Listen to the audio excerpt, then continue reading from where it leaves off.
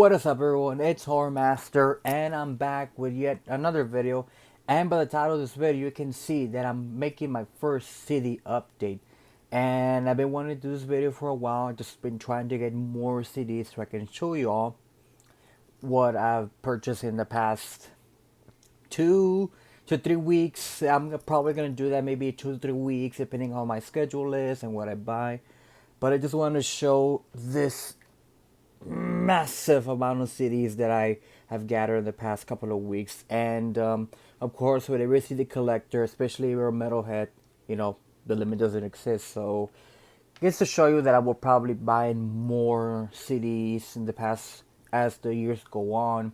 And eventually I'm going to have to find bigger shelves and all that, which is, the one thing that we as metalheads love to have our physical media, especially myself, since I'm on part of the Horseman podcast, and I like to show off my CD collections. Sometimes bringing them up in album discussions and points like that. It gets to show how much of a fan I am, especially of certain bands that I admire and love.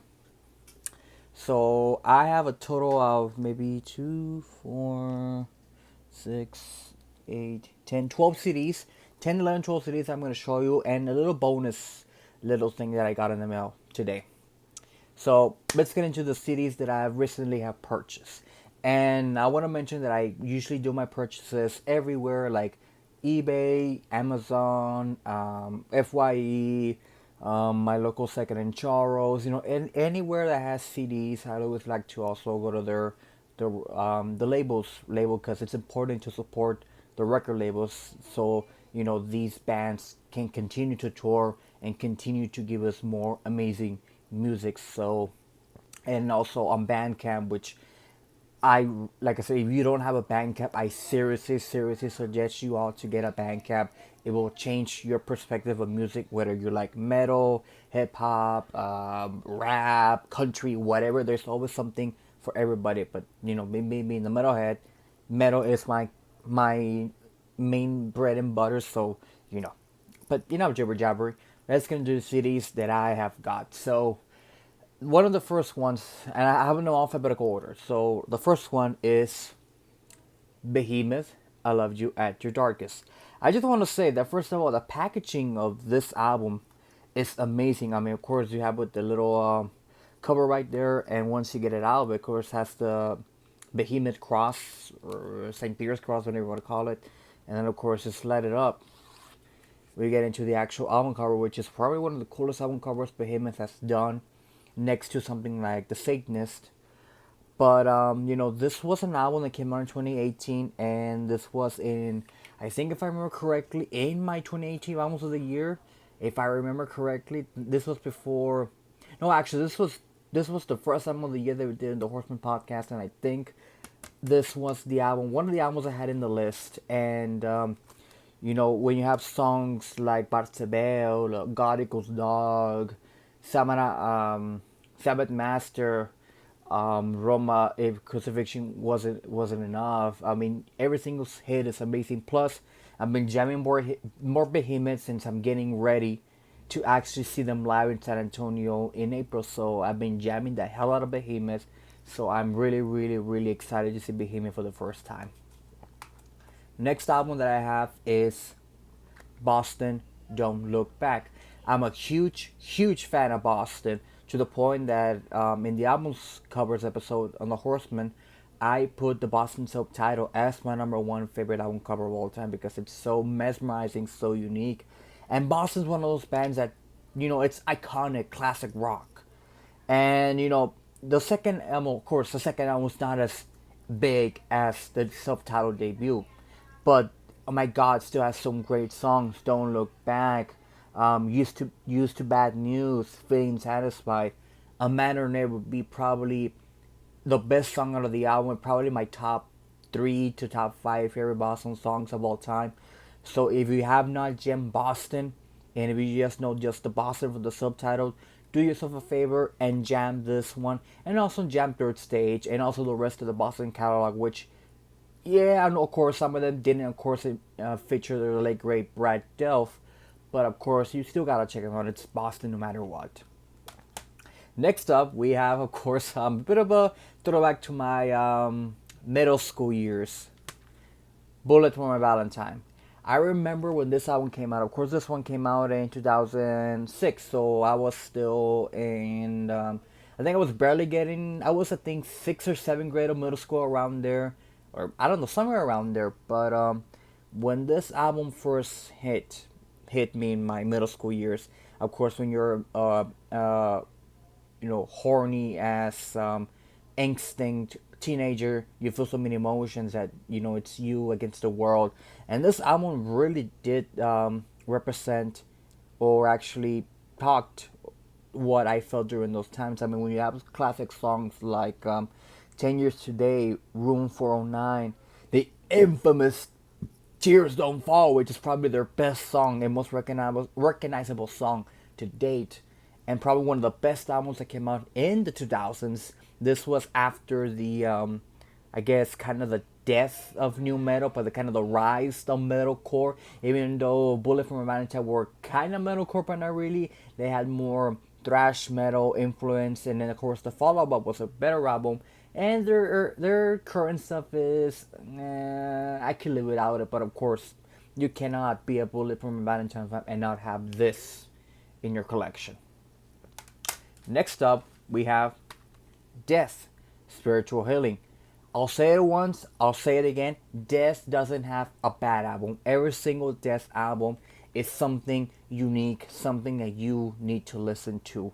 And when you have songs from this album like Living Monstrosity, Low Life, Within the Mind, Killing Spree, these are some great albums. And not to mention that this album is a 2 disc set that comes with this, of course, the original CD, and it comes with recordings, rehearsals of course, the spiritual healing sessions, and a couple of takes from the tracks, and of course, I mean, it's Death, it's Chuck. What more can I say about Death hasn't been said? But plus that album cover, probably one of the most unique, not talked about album covers in metal, because when you mention album covers in Death, you always go to something like From Leprosy or Symbolic or Scream Bloody Gore. Now I'll talk about the spiritual healing, which it should get the respect for the album cover, but sometimes it's what it's inside that matters. But the album cover always has a bonus to it.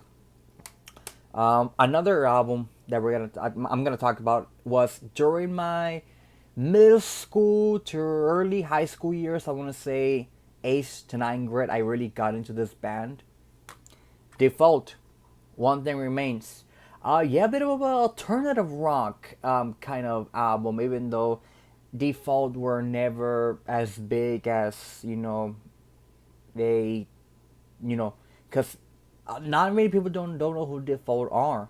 Only the people who kind of, I guess, kind of had to really dig, not like digging for like black metal or something like that, but kind of to dig a bit under all that little bit of like Bullet for My Valentine, Evidence, and all that.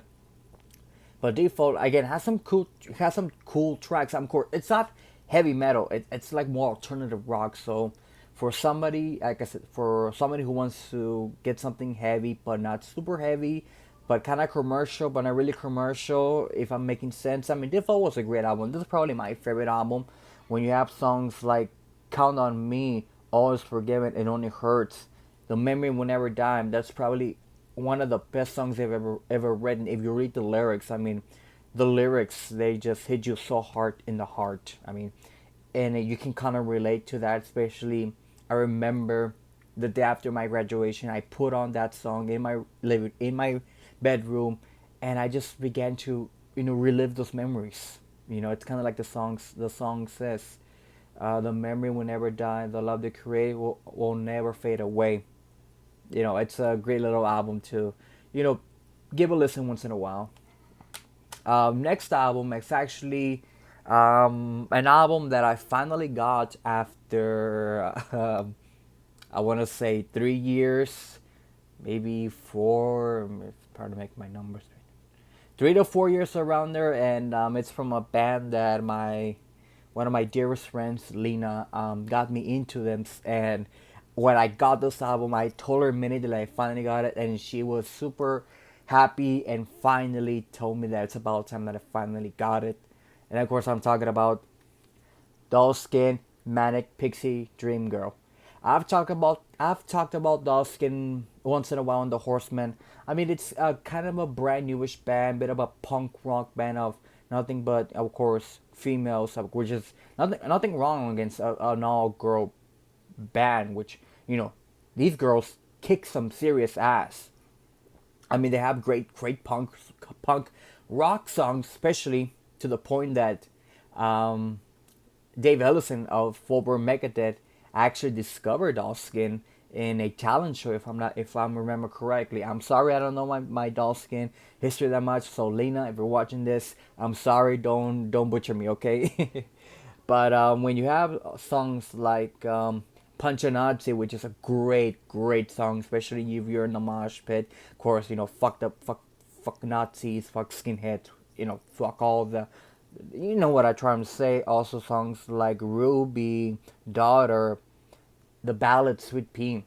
Listen to that song, listen to those lyrics, and it'll hit you right in the heart. Like I mentioned before, some songs just hit you right at home.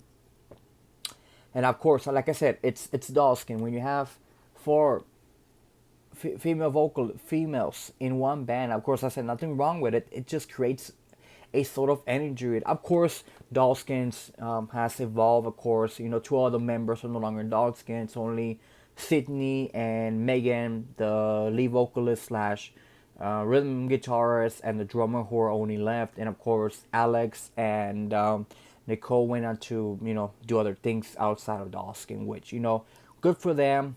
But I hope one day we might get a reunion, because I would have loved to see Dollskin live, especially with that lineup, because it's the lineup that it's the most iconic, and the lineup that I, got me into them. So if there's an album to get for Dollskin, this is one of the main one that I do recommend y'all to listen to. Next up, I've another album from my teenage years, mostly in middle school.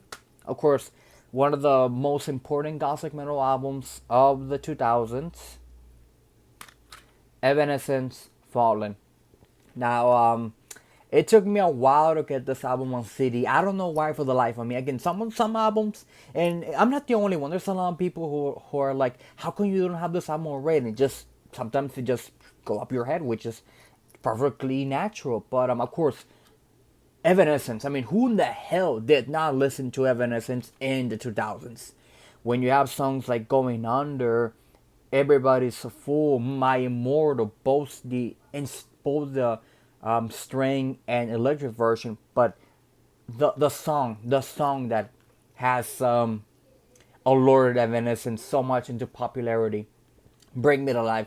Especially if y'all remember the early Ben Affleck Daredevil movie that came out in the 2000s, how much that song was all over the movie. And every time I listen to that song, it brings me back to those early days of watching that movie, and of course reliving my middle school years. I mean, and especially one of my dear friends, Jackie, this is her favorite band of all time. And she actually has a literal sleeve of tattoo of her, which gets to show you how much she loves Evanescence. And I've not seen Evanescence live. I hope I get to see him one day. But I was actually happy I finally got this album in my collection. Next up, I kind of in the gothic metal realm, but not really. Of course, I'm talking about him with their fifth album, Dark Light. Now, this one was a kind of not really a departure from of course, the big four of the him albums, from Greater Love Songs to Razor Blade Romance to Deep Shadows and Love Metal.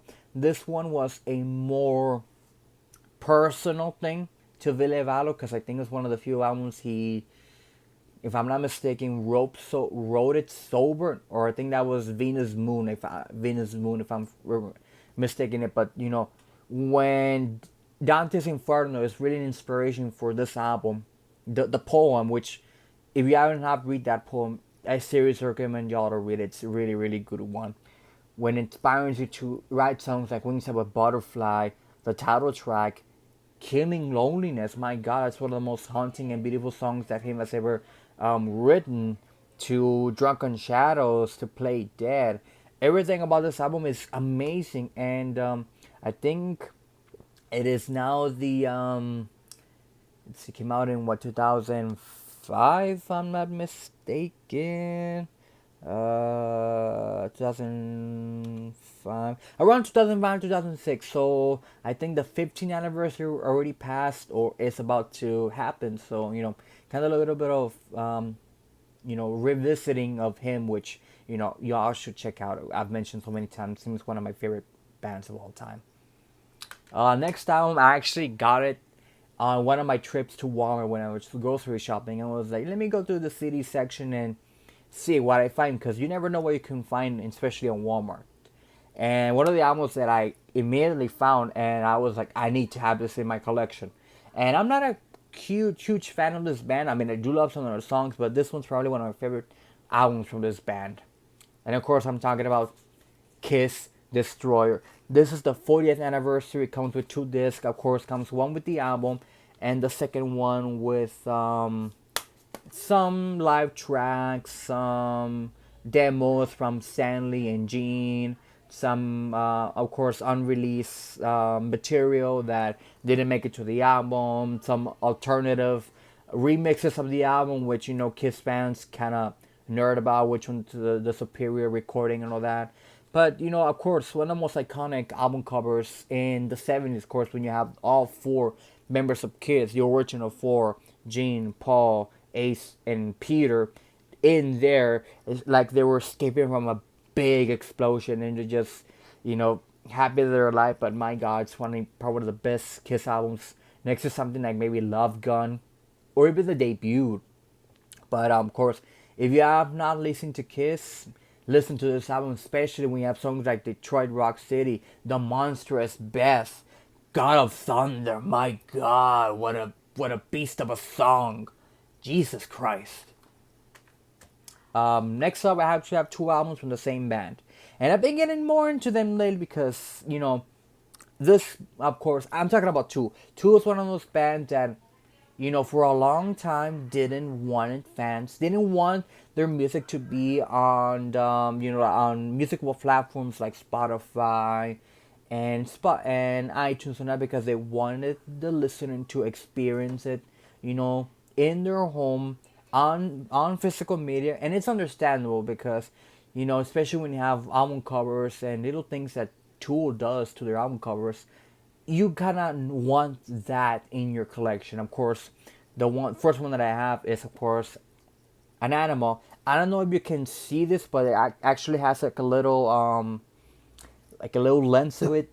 Excuse me, that makes the album cover pop. See if I can try to make it there. See if the camera can show it. It kind of shows it, but you can see kind of the eyes moving back and forth in some sort of fashion. And of course, I mean, it's true. I mean, this is probably one of their best albums they've ever done, when they have songs like the title track to Push It, and just so many good songs. I mean, Tool fans will breathe, will buy, will literally listen to anything associated with Tool that they ever do, which it's understandable. Tool is one of those progressive bands that it took them almost 15 years to make Fear Inoculum, which I'll say it once, I'll say it again. That was one hell of a comeback. Better comeback that something like Chinese Democracy, because there was that album sucks. But my God, it's Tool. And then the follow-up, of course, we have Lateralis. First of all, I want to say that Tool packaging is really something unique. That's why Tool wants you to buy them in physical media and vinyl, whatever your cup of tea is. Because when you take this album sleeve, you get something like this. And of course, when you open the CD, you get this booklet, not of lyrics, but kind of a the sense of man, kind of going from the human flesh to the human skin to the organs to more and more. I mean, my God, the amount of detail that Tool does on those albums, it's worth the buy, especially if you love like really unique bands. But once you start getting into the songs like the title track, Schism, Parabola, you actually begin to appreciate why Tool is so respected and loved by so many fans and their fan base. Like I said, if you ever see Tool fans, they will buy anything that they write, touch, smell, or even shit on. If I can say so myself, but my God, if you have not listened to Tool, listen to any of their albums. But for my money's worth, Lateralis is the album to listen to. Next, we're down to two more albums. I get a bit more with the Gothic Doom spectrum, and this is probably one of, if not the greatest Gothic metal album of all time. And of course, I'm talking about from the legendary Typo Negative Bloody Kisses. First of all, from the album cover, I mean, of course, this was in 1993? Kind of a lesbian kind of thing, which there is an alternative album cover, which I'll try to maybe put somewhere right here, if I remember, which, that album cover, I think it's a better album cover, but in terms of iconic and picture, and of course, t-shirts, which I do have the t-shirt from Bloody Kisses, I prefer this album cover. But, of course, when you get into the nitty-gritty, when you have songs like, of course, Death in the Family, Bloody Kisses, Christian Woman, and not to mention, I mean, look at the sleeve. I mean, my God, like I said, one of those Typo Negative, one of those bands that kind of goes the extra mile in creating, something unique. And of course, like I said, we have songs like Black Number One, Too Late Frozen, Blood and Fire, Bloody Kisses. That's probably one of the best Gothic metal albums of all time. Even Doomy at times, from Christian Woman and all that. You begin to understand why so many people to this day, love, Typo Negative. Probably like I said, one of, if not the greatest Gothic metal of all time. To some sort of band probably like him and The Foreshadowing in my book. But, if there's an album for Typo Negative to listen to, this is the album to listen to. And God rest your soul, Peter Steele. God rest your soul. And the last album, and it is an album that I've been wanting to get for years, but like I said, it just goes off my head for some weird reason, and I finally was like, you know what, it's about time to me to get it. And thanks to my good old friend Hannah for introducing me to this band when we first started talking all those years ago, and I finally have it in my collection. Watain, Lawless, Darkness. One of the best black metal albums to come out in the 2000s. 2010s. This was around. This was almost 2009 to 2000s. This was in 2010, 2010s. Come on, I mean, when you have the infamous Waters of Ion, probably one of the greatest black metal songs of all time, in my money's worth. And of course, the live stage is so amazing, and this is probably their best album that they created. And of course, I'm really excited for the new album, which I pre-ordered because I was like, you know what? It's a new Watain album. We haven't had a Watain album in, I don't remember in how long, because if Lawless Darkness came out in 2010, then of course the follow-up, The Wild Hunt, came out in 2013. So 2013 to 2012, that's almost 8, 9. That's almost 10 years. 10 years since we had a Watain album. And like I said, I pre-ordered the new album, which I'm really, really, really excited to listen to. It'll probably be a contender for album of the year. You never know. But of course, nothing beats Lawless Darkness for my money's worth. And of course, as a little bonus, I actually, alongside some of the CDs, I did order this because I really, really saw it, and I've been wanting to get this for a long time. But of course, I was like, should I not do it? And you know what? I was like, fuck it. I did it. I actually got myself a Funko Pop. Not just any Funko Pop. I got myself the Fiend Bray Wyatt Funko Pop, which, me, of course, like I said, me being a horror fan, and a wrestling fan, which if you all want me to do some wrestling content, I would really love to, you guys, your opinion, because I'm a huge wrestling fan as well. when you're talking about Bray Wyatt, the Fiend character, a lot of people shit on it, which I love the Fiend character, especially when the legendary Rick Baker makes their own mask. How much iconic metal can you get at that? And of course, alongside with it, I did pre-order the Alexa Bliss kind of Sister Abigail Funko Pop, which, you know, if y'all remember that storyline between Alexa Bliss and Bray Wyatt, I really did enjoy that. I wish it could have developed into something more. Of course, if Aleister Black or Malachi Black, as he's called in AEW, and someone like Karrion Kross, more of the more dark, obscure characters could join together in some sort of group and call themselves something like as my buddy Archer would say, like the Coven, because I would really kind of like the Ministry of Darkness, but really the Ministry of Darkness because and have a cool ass entrance because mostly these guys are huge metal fans, and I really did enjoy the Fiend character. It was one of the best unique characters. Kind of have this Jacko and Hyde kind of thing, kind of like a Mr. Rogers kind of thing. Which if you've seen the Firefly Funhouse against John Cena, probably one of the best matches. I mean, quote unquote matches, non-traditional wrestling matches that I've ever seen in my life. So you know what? I had to get this Funko Pop, and like I said, I did pre-ordered the Alexa Bliss twist, kind of Sister Abigail, basically her WrestleMania 30, 37, 38. No wait, it was 20, 20, 20. I think it was in the 38, 37. I remember. I'll correct myself. Entrance ring gear, which I really did enjoy, and you know what? I really loved it. And that does it for this video. I hope you guys enjoyed. Don't forget to like, comment, subscribe, do all the little fun stuff. Go follow me on Instagram, which I'll link it down in the description below.